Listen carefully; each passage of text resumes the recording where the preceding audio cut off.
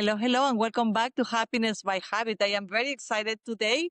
I have a very special guest, Robert Beaujean, empowerment coach. Welcome to the show, Robert. Thank you. Thank you for having me. Wonderful, wonderful. Tell us a little bit more about what you do. What does empowerment coach means? Well, I help people to empower them, through education, to coaching, to make better financial decisions, so that they can then go on to live their full life and live their dream life with high confidence. That's a good summary and a powerful promise. What does that mean for a person? Like, because that's very critical. The financial component in somebody's life is very important, and I am afraid so many people don't pay attention that it deserves. So, what do you help them with specifically? Right. Well, it's like anything, how we define success really is by our habits. Hmm? So it's really about defining new habits, finding where you're holding yourself back, and then creating new habits that will propel you forward. I love the habits thing because the name of this podcast is Happiness by Habits. So Right. we typically cover happy habits, but we are going to talk about, I would love to elaborate a little bit more in the habits that make you happy financially. Right, right. Well, really, I mean, when you do these good financial decisions, really, it really comes back to the same thing, confidence. Because Mm-hmm. a lot of times you've been exposed to maybe negative or disempowering financial situations that then hold you back. You don't have that same belief. So it's a lot about your financial confidence is driven by the same thing that any other confidence is driven by. Right. So you have to learn to focus, really start with focus. What am I focused on? I focus on, what could go wrong or what could go right. Oh, yeah, Separate that's reasons. right. What you focus on expands, they say, right? So if we focus on what can go right, that's a much better mindset that will help you achieve better things. Right. A lot of times people won't do something financially because they're afraid that it's going to go wrong. Right. But you have to look at all the angles and see what can go right. And then what's the different cost? What does it cost me if it goes wrong versus what goes right? Or What even are the further, benefits? what can I do to make it go right? Maybe I'll, Exactly.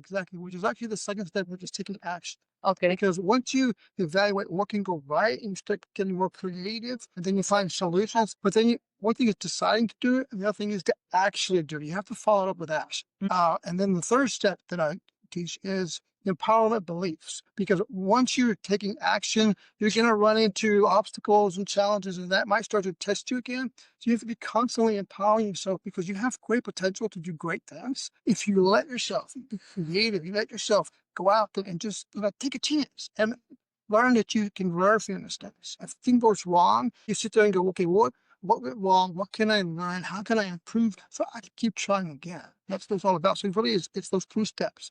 Right? First, being focused on what the lesson is in whatever you're doing, so that you can learn to make good decisions, powerful decisions, and then from there, that drives powerful actions. Then follow it up always with that empowerment, but knowing that if it goes wrong, you can learn and improve and come back and try again. Oh, I love that. That's very, very good.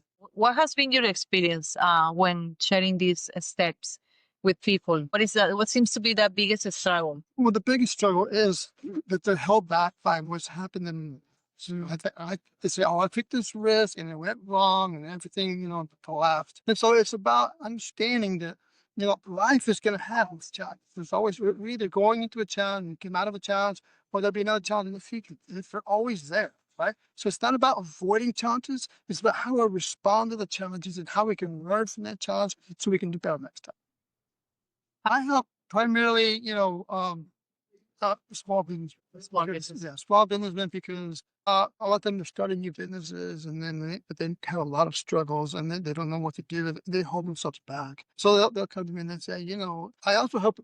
I'm a CPA, so I also do financial Oh, accounting for the books. okay. So it kind of goes together. One-stop shop. So it's kind of The famous limiting beliefs and how to overcome those. you have to take baby steps. You have to set yourself. What I've learned is you have to set really big goals, but then you start out taking tiny little steps. Well, that's something that it can be really, really, really small, but you get a little bit of victory. Just a tiny little victory. It gets you a little bit closer, because I was a person who had big problems with anxiety, low self-esteem, and I wasn't doing anything enjoyable.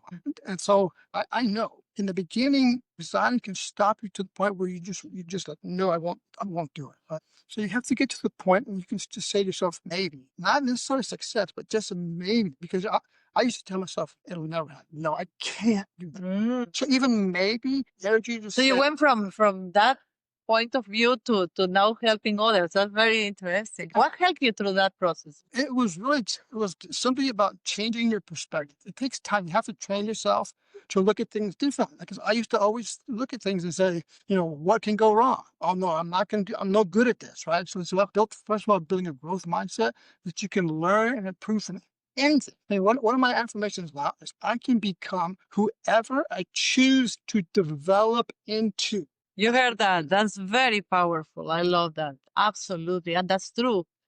If Ford say whether you think you can or can't, you're right. And that is very true. And also if you think you can, you need to make the effort. That's another very hard truth as well. Without effort, it's not gonna happen. Absolutely. You have to develop it. I mean, really, it takes a lot of work.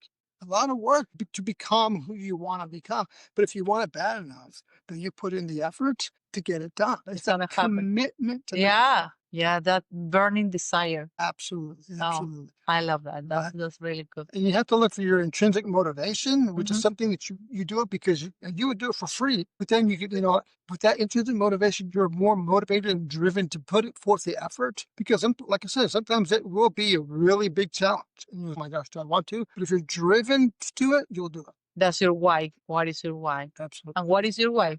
My why is simply that is helping people to not face what I faced, right? To overcome that, and to make the better decisions financially and otherwise, driven by their creativity and by what they love to do, and not stopped by what the fear, what might go wrong. Very good. I love it. That's wonderful. Thank you so much for your wise advice. I'm sure the audience will be happy to learn more about you and what you offer. How can people connect with you, Robert? I am on Facebook. So I'm gonna put here this so you can see his name on Facebook to find you on Facebook then. Okay. Yes. Robert Jean. How do you spell it? So you need to spell it because that's a tough one.